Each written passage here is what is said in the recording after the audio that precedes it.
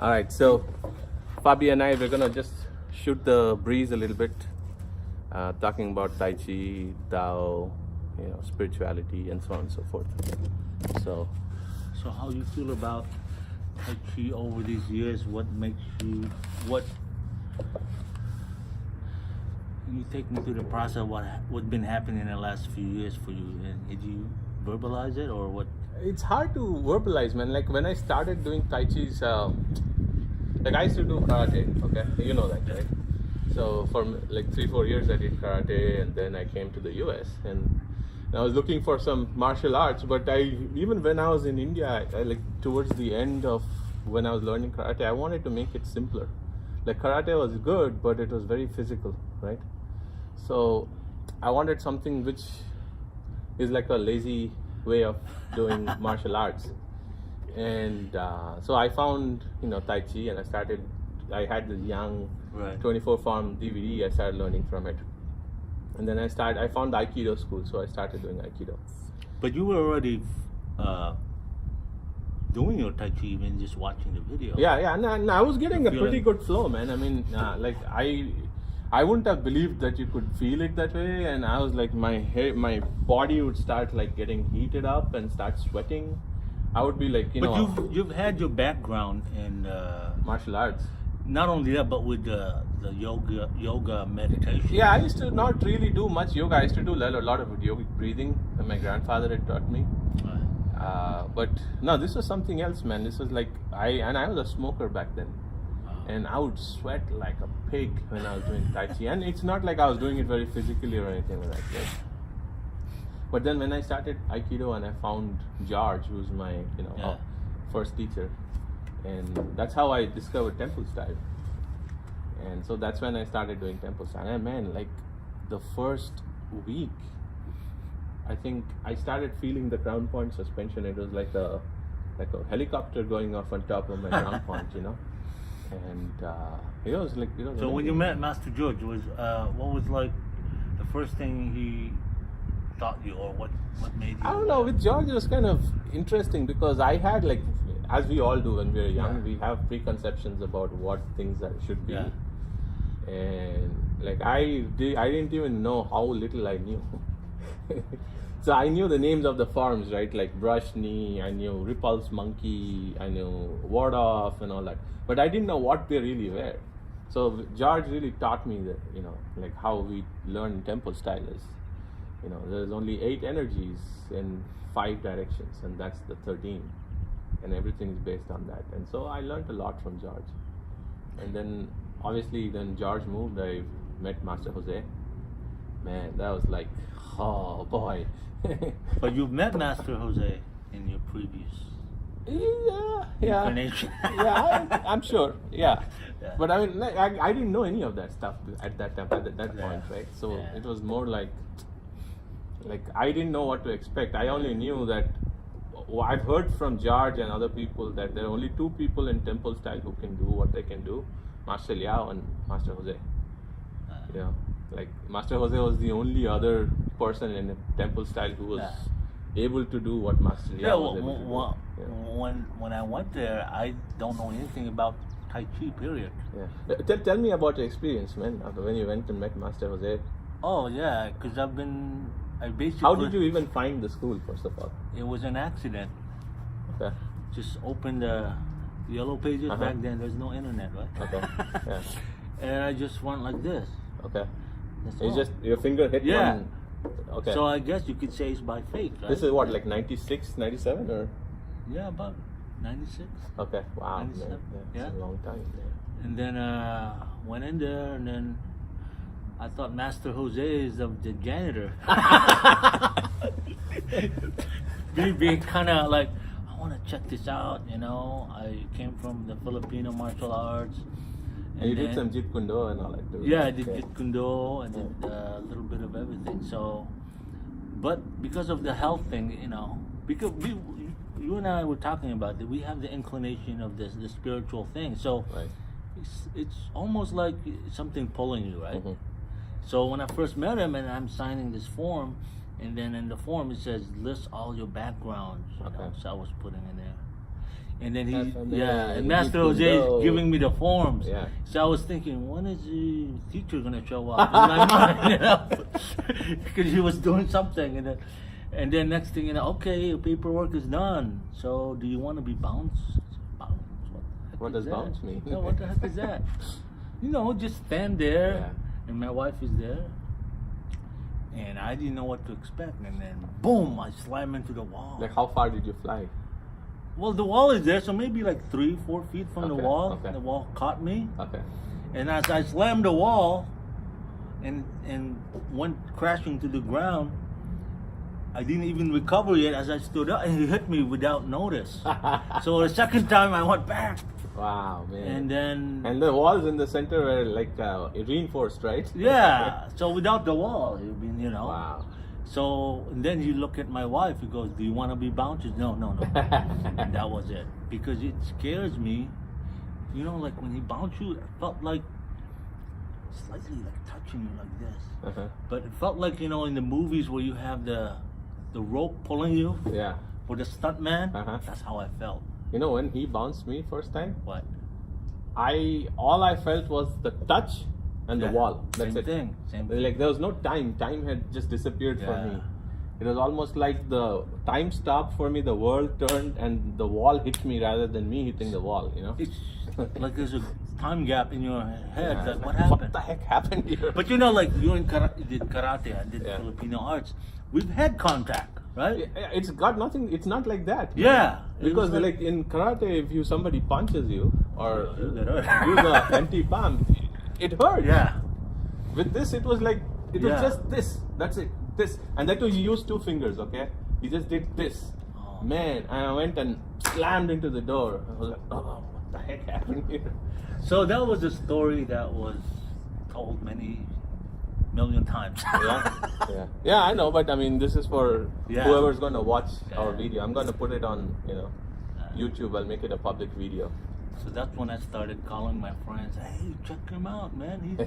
There's a mystical guy here. Wizard. The wizard. I thought it was the janitor. So that was a slap in the face, if you will. Like, you never judge, man. It's Yeah, no judgment. Oh wow, man! The first time I met Master Jose in person, and so I said, Master, I knew how powerful he was because George had told me heard, before, yeah. right? So I was like, okay, maybe he'll not, First of all, I was like, am I good enough to go meet him? Because we have this tendency to judge ourselves, Right. and I think what happens is like our mind acquires a lot of crap. And that's going through our minds, and then if you don't know better, then you'll think that it's you who's thinking like that, but it's not. It's like it's the mind. There's stuff in the mind. Just like I think it was Sadhguru. You know Sadhguru, right? Yeah, he said, just like if you eat junk, you get a stomach upset. In the same way, if your mind consumes junk, you'll get a mind upset. And that's what it is like. It's like a diarrhea going on in your mind constantly about all sorts of crap. And so I was like, oh man, he'll know what's in my mind. And then I was like, okay, so he's supposed to be like really spiritually, advanced. So I'm sure he's not going to judge me for it. He's compassionate and true. Another thing I want to recall is that whenever I go there, Yeah. it was Linger who was tending to me, like, Yeah. oh, do your first 13 basic, and then the phone would ring. Oh, he was upstairs. He right? lives upstairs, Yeah, but at yeah, that time I yeah. didn't know he lives upstairs. Okay. And then Linger And this would- was the center in Chicago, right? yeah, Okay. and goes, oh, Master said you're doing good. I was like, Where did you see? Is he a camera? where is he? Is there a Oh, he camera? lives upstairs. Oh, okay. She said, whatever you're doing good. You're doing good. He will be down, he'll be back down later. I was like, oh, okay. And then I was, even at that time, I was like, you know how your glasses would Fog steam up, up, yeah, fog yeah, up? yeah. And I look at my glasses, it wasn't fogging up, but I see like fog and stuff. Everywhere, yeah. It's like white, like yeah, mist, right? like a mist. Yeah. And that was very early in the thing, so he said it was a good sign, so that encouraged me. So You know? this is strange. Like, I remember having this conversation with you after I started taking lessons from Master Jose, right? So let me tell you what happened, like for the camera, I'm saying. Yeah. So I asked him, Master, will you accept me as my student? And he pushed hands with me, I did the forms and I followed in. I said, you got some good energies, man. I'll take you as my student. And then I said, okay, he said that, okay, I'm going to connect with you. I was like, I don't know what he means by connect with me. He said, okay, so he put his finger on my forehead. Yeah. And he said, okay, when I disconnect, you pull 3 times from your forehead to your lower dantian. And I did that, and man, it was like this, like a silver thread it seemed to go through. And then suddenly the room started swimming. Wow. And I was like, okay, you know what? The master said, okay, sit down for 2 minutes and go home. I was like, okay, fine. I said, okay, fine. It's maybe a little bit of energy or whatever, right? So I went home and I just did my usual stuff, right? That night I couldn't sleep. There was like so much pressure being built up in my head that I had to sit and meditate, And I sat and started meditating, and then boom, my dantian, it's almost like it exploded, okay? Wow. And then for 15 days, I would be standing and talking to my wife in the kitchen, and suddenly a form would start appearing, and I'd start doing form, and I don't even know what's going on. I was blissed out, man. It was like I was stoned, okay? And then I was driving the car. I remember, I was driving, from my house when you go towards Route 59. They had some construction going on at that time, and what's supposed to be like maybe 10-minute drive, it took me 50 minutes, okay? And I was in the traffic jam, grinning, laughing, and like this opening had happened inside my heart, and there was like love pouring out from it, It's like, I knew I was connected to everybody, right? Yeah. And then after that, like almost 18 months. Just when you went to India, remember you said that? No, this is after. Oh, after? Yeah, but this is like 18 months from when I met first met Master I remember Jose. you. Every day, I was in a split state of awareness. Like one part of me was completely blissed out, impervious to anything that happens, oblivious. Yeah, I think. And the other part was like my regular monkey mind, doing stuff. And then when I attended that seminar with Master Jose, this was like maybe 2-3 months after I started with him. And is that in the one when I met you? We pushed hands for the first time, right? And then Master Jose, remember, he talked about how there are 2 minds. Yeah.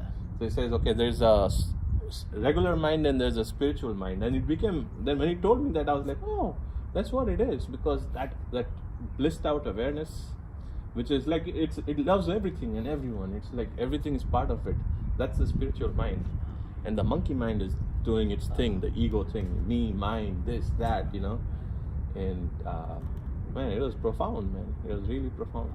That's a blessing that we. Man. I just recalled right now because when you said that, I remember when he did that. Yeah, to you? Yeah, he did that, and then I said, go home, and then do your Tai Chi meditation, and then and all he told me to stand. Yeah. Remember, I said, he said, just stand, because I keep on asking, like, what do I do when I go home? He said, just stand. Okay. So I would just stand until. Like what would you do? Like, would you just stand in Wuji or? Yeah, just stand. Okay. He instructed me to stand, so I would just stand, do my up and down, and then next thing you know, I'll be like frozen. Wow. And like so you go into kind of like a samadhi kind of thing. Yeah, samadhi, and then that's when you lose track of time. Yeah. You don't know what time it is, exactly, right? Exactly. Yeah. And I remember I used to live in a different apartment, and I would be doing it in the middle of the night, like 2 in the morning, 3 in the morning, and that's when that moment when I feels like my body disappeared. Okay. Like am I breathing? Like you're there, but you're not there, kind of thing. Right, Yeah? because I was pinching myself. How come I can't feel anything? feel You start breathing also, right? Huh? Were you breathing? Or Yeah, not I was breathing? breathing, but I can't You can't feel anything. feel my body. Wow. So I don't know if it's because of the, when you feel the vibration, sometimes you're numb. Yeah. So I didn't know whether it was that or it's just my imagination because you were in a samadhi state or something, right? But I didn't know what even samadhi meant until somebody told me. So when I told Master Jose that, him, he would just do this with his beard. Oh, he had a beard back then? He had like a little Ah, goatee, okay. and then he would just he'd look at you. That's it. He wants it. He's probably like, "Is this real?" So I know that's something special because you do things like you said. You go into a trance. Yeah. And I would lose interest in just about everything in life. Yeah. You know, just like I want to go to the Himalayas and just meditate. Right. But then you have this dilemma that you have to work. Yeah. You have a family. Also in the world, you know, the samsara is there. Right. So I have this dilemma of Yeah. I felt not interested at all in the life that we know it Yeah, is. yeah. And everything changed. Like what you know is not the same anymore. So you and I had this conversation, Yeah, right? yeah. Like, what the heck is this? You know, and it's like, and I was very, very, very competitive, Yeah. growing up in a very competitive culture. Yeah, I mean the Asian culture is like Yeah, that. you know. Suddenly I lost All interest, right? Yeah, because I was engaging in Filipino martial arts. You know, there's this Filipino in me that. But then after that, it's like, oh, you lost. What's the point, right? Yeah, I like, oh, you know what, give up. And so even as an artist, as a painter, Yeah. changed my outlook of like, why do you have to do things like Right. that? Right. So it becomes more about expressing the spirit, the Yeah, like because something you- descending down from above, right, and coming in and expressing itself through you, as opposed to you being like the egoistic. Yeah. Well, I've creative. learned from you too, you know, and that like, and from Master Jose when he said, "Oh, detach from everything in this life," Right. doesn't mean. But I said maybe I was thinking it wrong because I was at the time I was You asked reading Master Jose about it? I was kind of embarrassed to ask. Oh, okay. At that time, I was like, I didn't know what's going on. Right, Maybe right, it's just right. me. Okay. But then when I was reading books about Siddhartha Gautama, Right. he went through the same process of like he wants to run away, right? So I felt the same way. I said, is that the same thing? So you know, so it's interesting, like in Vedanta, right? So there is a phase when the seeker realizes the futility of everything in this universe, right? Like typically our mind is always going out, grabbing onto things, right? It's like I want this, that, That's a good. you know, and like our sense of who we are is always, it's called sublation or superimposition.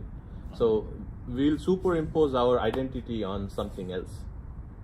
So we'll say, oh, you know what, I am Dwight, I'm a software engineer, you are Fabie, you're an artist, you know, and you say, I am an artist, and you identify with that aspect, but they're only personas, right? So they're like An masks. illusion. They're personalities, and we identify with the You personality. wrap around that. Yeah. So first of all, most people identify with the body, right? They say, oh man, I am young, I am strong, I can run, 100 meters in 10 seconds or whatever. All of that right? kind of. Yeah. So all those things are like that goes, because it starts becoming apparent that none of that is real actually, right? I mean, it's all an appearance.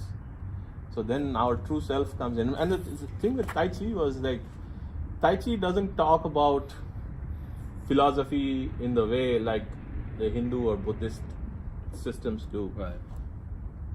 I mean, my experience has been like, it happens to you. You don't have to. You don't have to like intellectually learn it or anything like that, And so as a result, there's a moment of confusion which I lived with for many years. I'm still confused.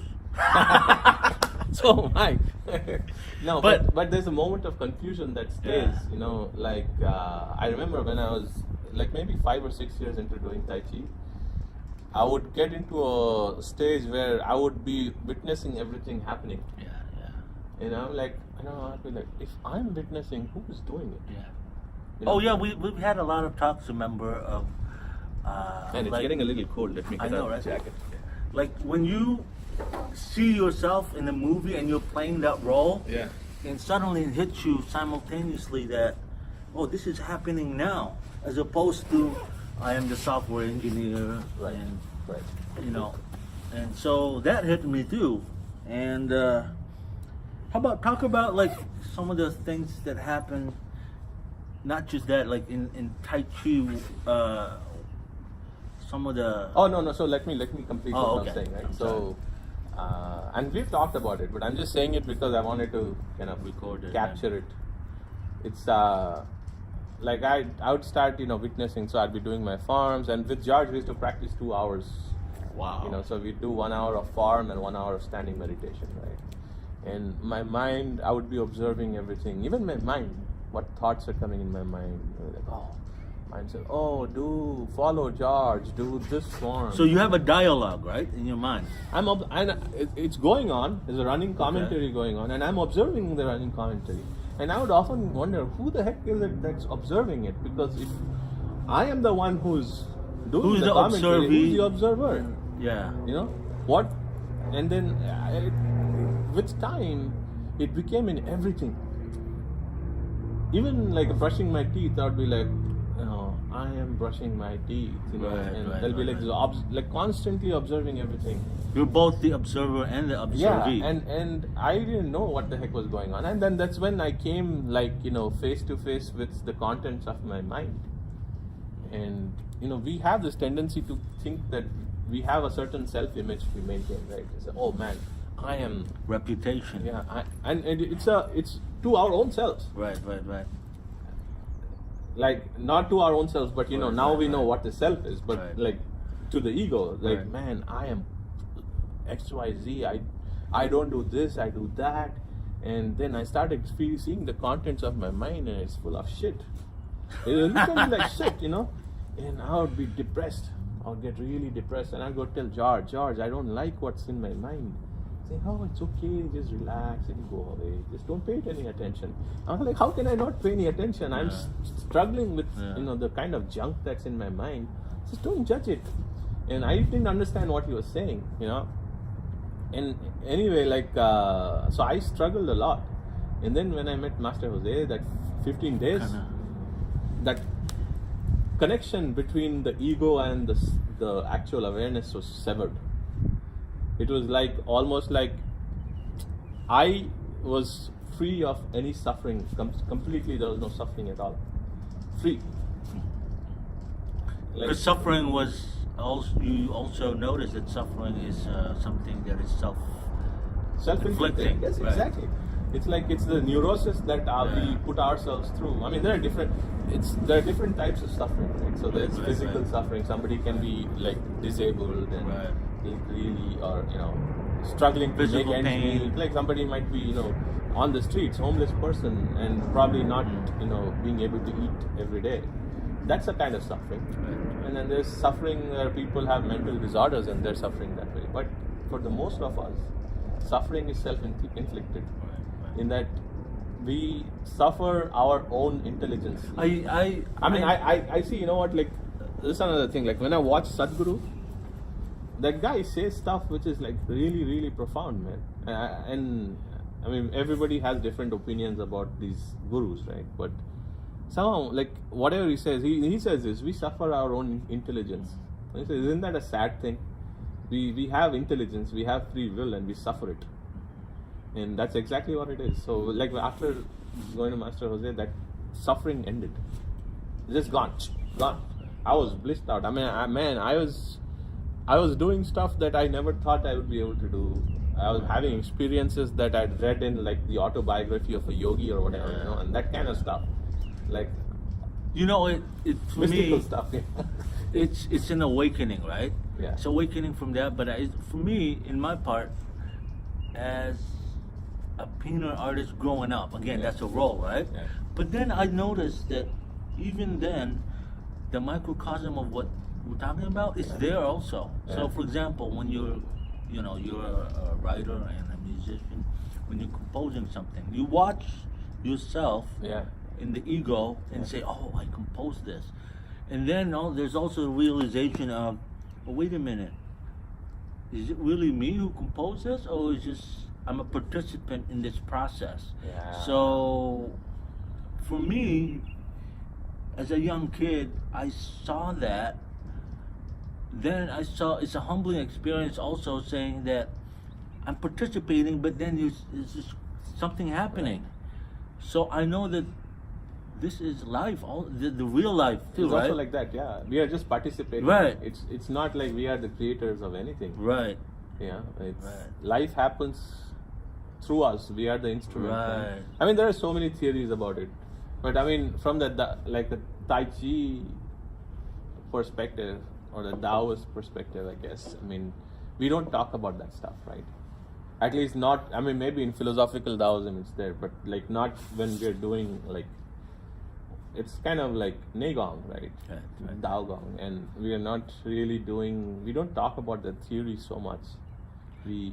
So It just happens to us. And I think because both of us tell were me blessed, about how it was for you, man. Like, so you very early on you had this Well, we had this- emptiness that you realized, right? And we've had this conversation before, and you're the one who made me realize, of course, aside from Master Jose, in terms of thinking about it, because Yeah. I wasn't, that all of us are already aware of everything, Yeah. but we're afraid to express that. right. But that seemingly like, wait a minute, when you know all, not me, but Yeah. feels like you are one with everything. So when Right. you say, I know all, you don't use the I as a pronoun of me, but I as a whole. The whole thing, the universal Right. right? Yeah, and, yeah. and as a kid, I don't know anything about philosophy even Yeah, now, but yeah. I didn't even know that existed until you told me, like, wait, you're doing, that's what it is. Who is that you? Who is that I? That I Right. is not this body, mind, personality. The I is awareness that's the same in everyone, Right. right? And so for me, it's not out of arrogance, but it's also both humbling and a confirming thing Yeah. that, wow, Master Jose is pointing to us as this is what it is, but it seems like you knew it already. Yeah, because this is not like, so a lot of people will say, okay, we need to do self-realization, like as if the self is something outside. Yeah. You're going to go, oh man, I need to, if I do 20 hours of meditation every day, I'll get self-realized. No, because you are already Oh, you're yourself. short, 19.5. You're already yourself. How can you not be self-realized already, right? So it's only like in Vedanta, we call it the veiling, right? So what is self-realization?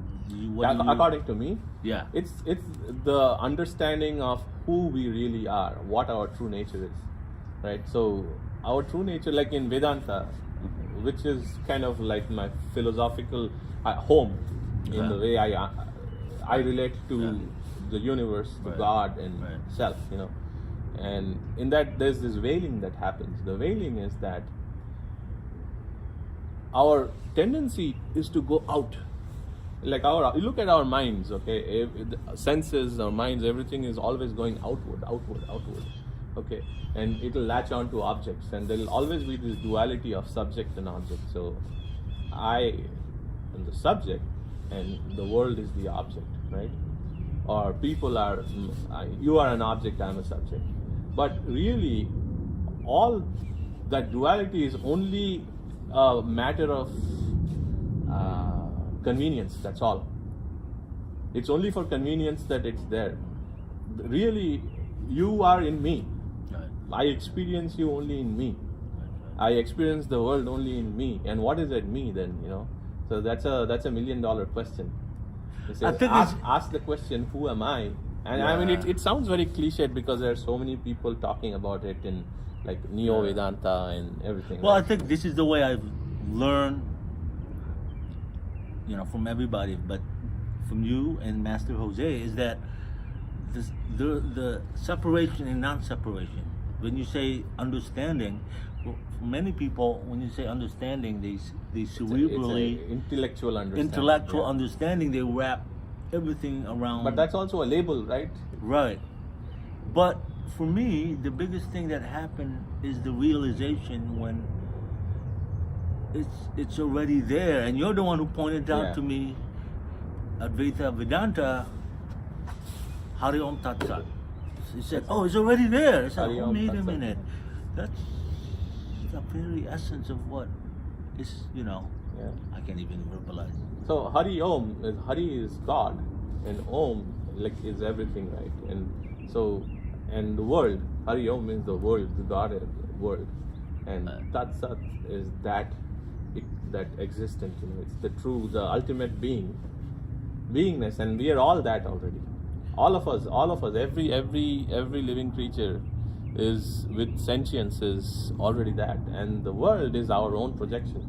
Which also, on a side note, in Filipino, when you say Hari, it meant king. So I wonder if there's a connection between that, or I'm sure, man, whether it's because a that Sanskrit. you have the what is that Mahajapit or what was that? Oh, empire? Majapahit, and the Sri Vijaya empires. Yeah, Sri Vijaya. Sri Vijaya, right? Yeah. And they are all basically Hindu empires. What we call Hari means king or the ultimate. Lord. Hari means Lord.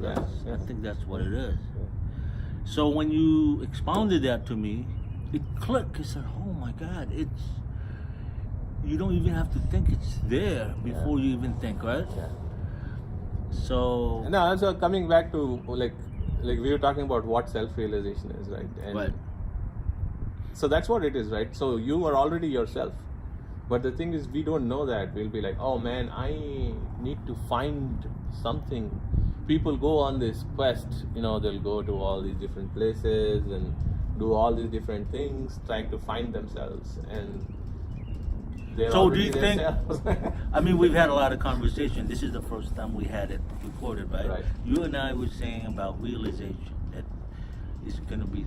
It's not like thunder and lightning, Hollywood style, where like the sky is not going to part, and like lightning bolts are not going to. And there's an orchestra down, behind. Right? It doesn't work like that, right? It could be something subtle, right? It is very simple, man. The truth is very simple, and people make such a big deal out of it. It's like, so they'll be like, "Oh, you know what? Enlightenment is something amazing that happens." No, you are already enlightened. Which goes with that already. What is the enlightenment? What they call it is the realization of who you really are. Well, first of all, if you're already light, there's nothing to be enlightened about already, right? Exactly. I mean, that's like there's a separation there. If you said I need to be enlightened, but I know for some people who might say, "Well, those two bastards are arrogant talking about enlightenment," But maybe there's different levels of enlightenment. I don't think so, man. I don't think so. I think it's a. So the example that they give in like the classic Hindu texts, right, is you have a fruit on a tree. It's raw, and it stays there until the conditions are right for it to become ripe. When it ripens, it'll just drop off the tree on its own. So enlightenment, what classically they call enlightenment, is that point in time when that fruit falls. In the same way, we live in this world, so you can think about the world as a tree, and we are the fruit, and our experiences are ripening us, and all the things that we do, right? Analogy. So when the moment is right, it's severs. You're not bound with the world anymore. You're not bound by the world. You're free. You know what? It makes me realize too that saying that when the student is ready, the teacher will appear. I think in that form, that is the teacher, the enlightenment, right? Yeah, and so this is what so a lot of people say, "Oh man, that's like neo Advaita," and I like it's new age crap, but it's not, because really it's very simple. You are your own teacher already. There might be an external teacher who comes and points you back to yourself, but that's all it is, a pointing back. Like so when like meeting Master Jose is like there's actually myself and yourself and Master Jose's self and somebody else's self is the same. It's so just when the do you self, think it's just the self taking the form of Master coming and saying, "Hey, you jackass, stop looking outside, look inside." What do you think, in local speak, when a student becomes a master, or there is such thing, division or transgression between a student and a master? In what way? I mean, in the light of what we're talking about, if we realize it, then there is no master-student, because the master is already within us. Yes, right? I know, and like there are two aspects. One is the truth as it is, like your being, right? And there's also the transactional samsara that we are in. We know it's like a let's say it's like a mirage, right? Yet you have to go through the mirage. And so while this body exists, master is master. Always given that level of reverence. So without a master, without that physical master, we couldn't find the inner master. But you notice, even just a little side note with Master Jose, he's like a kid, right? Totally. He's like the master. So, we mean it in a nice way. He's like the highest of all that we've known, but he's also the most humble. It's completely humble, and childlike quality that you see in him, right? That's how a sage is supposed to be, right? Yeah. Be a child. Yeah. Be like, you go back to your original nature. Is that you don't have any guiles, you don't have any pretenses, you don't have any there's nothing artificial about you. No pretensions. Yeah, it's absolutely natural. What you see is what you get, and that's how Master says. And and I think that goes with what the Taoists are saying, going back to our inner child. Yeah, and the thing, if you think about how Master Jose lives, he lives in the world, but he's not really off the world. He's something else. I mean, well, for those people that are watching here, maybe they're thinking, they're patronizing our master, but we don't have to do that, because Master Jose is not the kind of person where he needs to be validated by anybody. No, we're just sharing our experiences, Yeah. I think there's a lot of misconceptions about a lot of things, especially in the spiritual realm. But you also learn from your grandfather. We are no masters in the transactional sense, but we're sharing what our understanding, experiences have been. The one beautiful thing that I read is, if you are enlightened, the way you live is going to show whether you're enlightened or not. And I can't think of a better example than Master Jose. He might kick our asses for saying that we're enlightened. But that's the thing. He lives. The way he lives is an example for us how we have to live with no, he's not attached to anything, he's not craving anything in the world. He really is a sage. Yeah. He prays for people's benefit. A modern sage, right? He is a sage, He reminds me of Lahiri Mahasaya, which is your king. But he worked in a corporate setting, right? But he was actually a clerk in the British Railway. Okay, right. So it was an office. He was an office worker, but he was not he's not like chairman of a corporation or anything. But he had a regular job, and everybody has probably read the autobiography of a yogi. So that's where we talk about Lahi Mahasaya, right? I don't know, man. This whole topic of enlightenment, there's so many people teaching different ways to get enlightened, but nobody can teach you enlightenment. You can't even put in your own effort to get enlightened. All you can do is purify your mind. That's it. Okay, let me, for others, do you think we need effort to be enlightened? What do you have to do to be enlightened? I don't know, man. The way I understand it is, you don't have to do anything to be enlightened. You already are enlightened. But what you need is to turn your mind back towards yourself.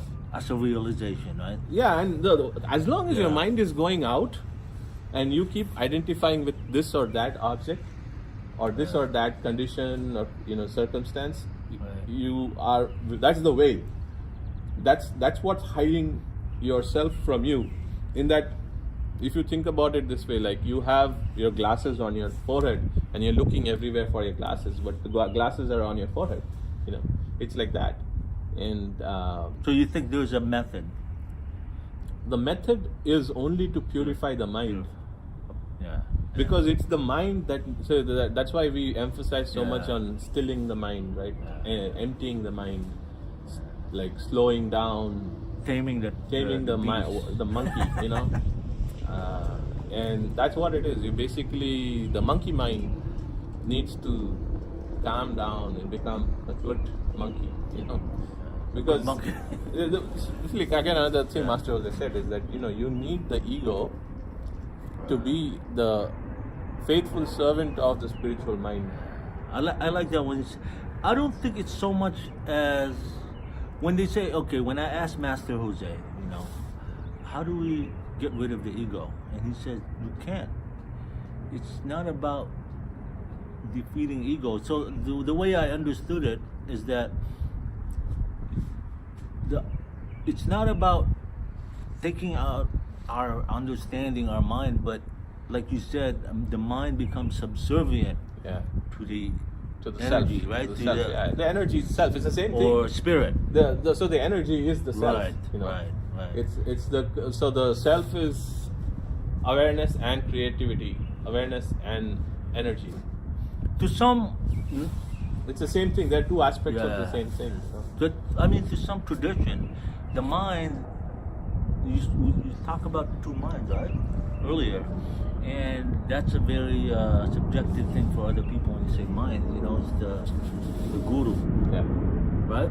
Of all that. So for others, it's hard to discern what is the mind, whether the identity that you've been slapped on and your consciousness, and what's behind it. Okay, know? so I'll tell you my understanding of what the mind is. Right? It's a field of thoughts. The thoughts are constantly flowing, and that process is called the mind. And when, as part of that process, there is this superimposition of identity on something, that is the ego. So neither the mind nor the ego are real entities per se. They're not, because it's only so the mind is a process that borrows the light of awareness. Awareness is light; it illuminates, right? And so mind borrows the process of the light from awareness and projects it out into the world. So you think it's possible for the local mind to fathom and grasp the whole thing? So the thing is, the local mind really, it's a matter of relinquishing the identity. That's all. It's our own self which is misidentifying with things. Right. So it's the realization, I'm not the ego, I'm not the mind. Right. Those are just processes. It's like, two processes in your computer. Right. You know, that doesn't become, that's a bad analogy, but whatever. You know? Right. Well, I put it this way, because remember before we had the +1 theory you were talking about, right? Because the mind can't seem to understand when you say infinity, right? How can you fathom infinity? The mind is analytical, so you want to wrap on something tangible. Well, infinity is not tangible. So I think there's not the +1, plus until. Yeah, and so that's how, like in the Taoist philosophy, they say, right? So first there was the void, the Tao, and then from the Tao came the one, right? Right. And then the one split into two, which is yin yang, and then because of the interaction of yin yang, and then there was this chi that came out. So one became two became three, so on and so on. And then the three became 10,000 or infinite things, right? So it's that interplay of the duality, always that's a projection. So that's what projection is. It's like you split yourself into object and subject. You know what came to me right now when you said that? Hinduism. Yeah. When they said, Hinduism is a religion of 10,000 gods, but that God is the same. 360 million, man. Or 360 million. Oh, okay. Wow. But whatever that number is, it's still the same one. Yeah, it is, man. It is. And so that's it's a very important thing for us to. Well, that's realize. the magic number. Is that a real number that was? That's what some people say. I don't know. Wow. Like it doesn't matter, right? So because the essence, like I shared some videos of Swami Sarvapriyananda, right? Mm-hmm. And so he talks about this guy. He's a 16th century mystic, Christian mystic called Meister Eckhart. Oh yeah. And he says, he quotes Meister Eckhart as saying, the ground of God and the ground of myself are one and the same.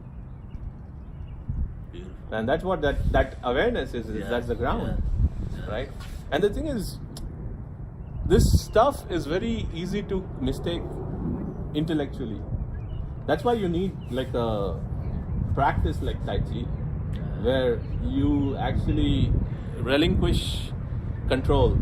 You let go. Yeah, become to me, empty, Tai Chi empty, becomes like empty. a shedding of the mind and learning And how the body too, right? You're Yeah, basically yeah. you're trying to get out. Like George used to say this, like Tai Chi, you have to get out of your own way. Right.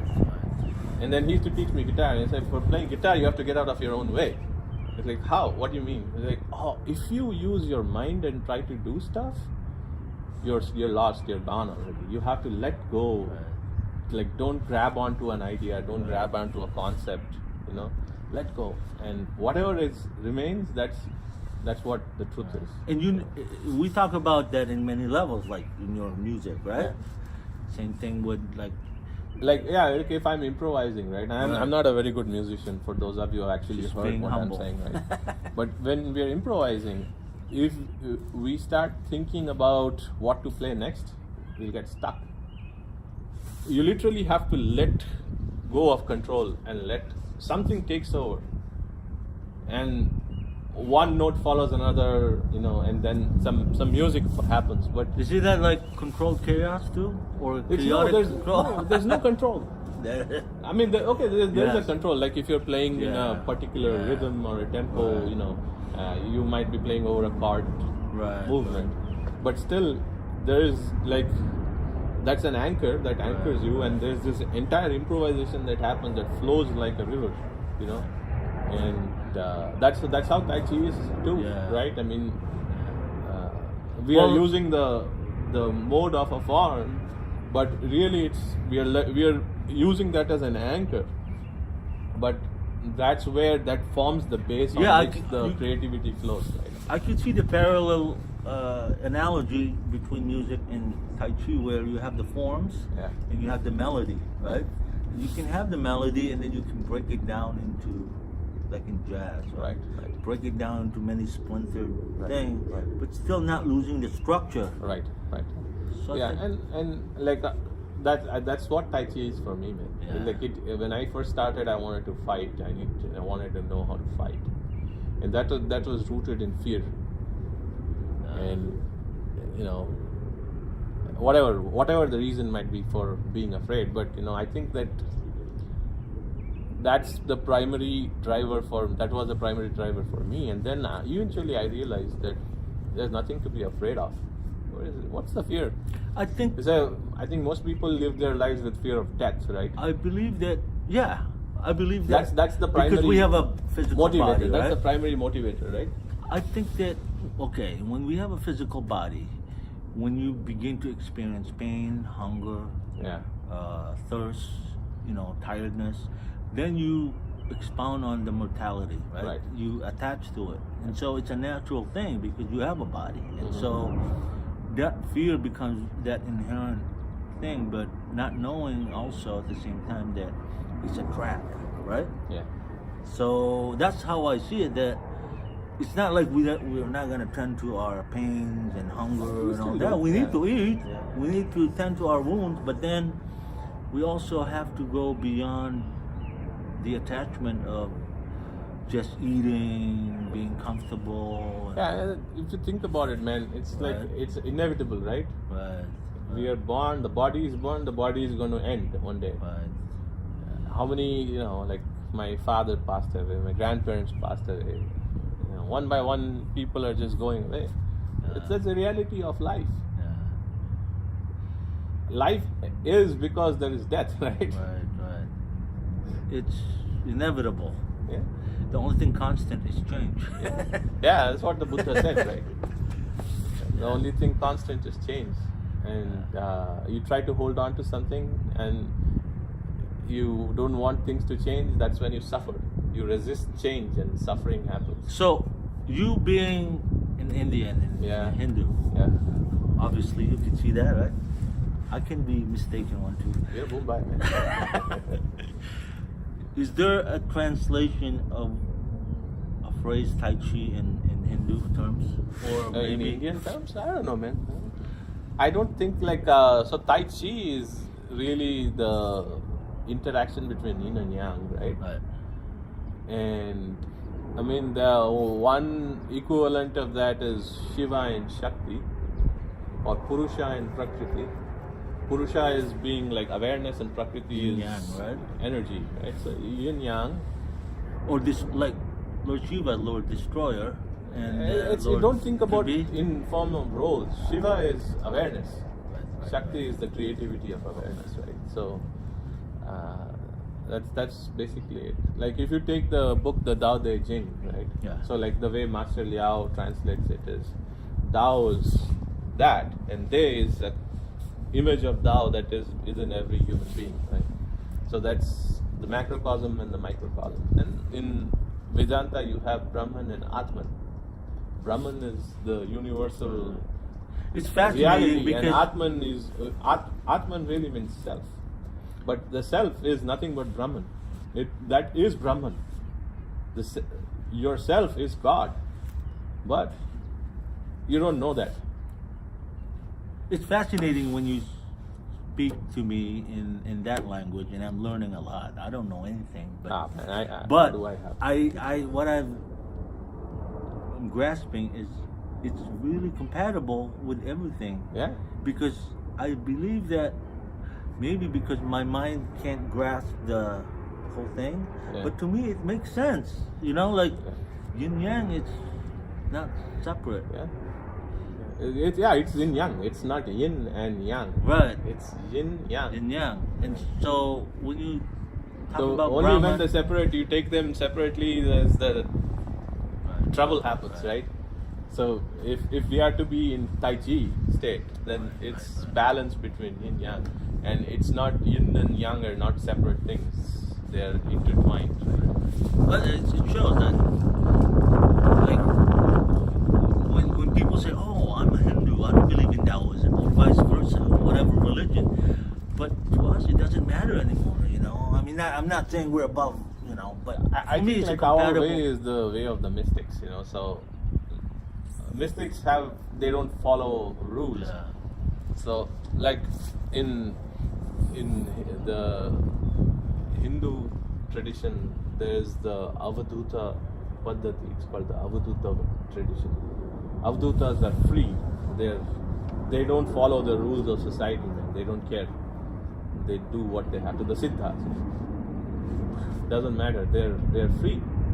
And so their way is free. They don't follow any norms of what people would consider like boxes to put in. They're outside the box.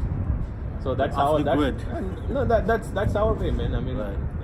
as mystics, I mean, you know. Yeah, well, I mean, that's why I think this time in this place, people can't comprehend mystics because Yeah. they seem to be out of place, and that's how I Yeah, see. there people Master think, oh, Jose. these guys are crazy, or you know, they'll be like, ah, man, they're full of shit.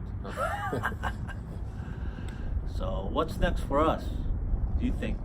I don't know, man. It's an unfolding, right? That happens, and so we haven't met Master in 6 months. So I want to meet Been that Master. long already? Last year God. was November in my house, and then after that I'm not meeting. Yeah, it's 6 months already. But you know, we never really lost contact. Yeah, with that's him true. Because That's true. Yeah. I spoke to Master a few times, but then again, we are always connected because Master says that he's always connecting with us and feel it, you know. Right, So, right. so I think that's great, man. We can wrap it up for the day, right? Yeah, that's good, man.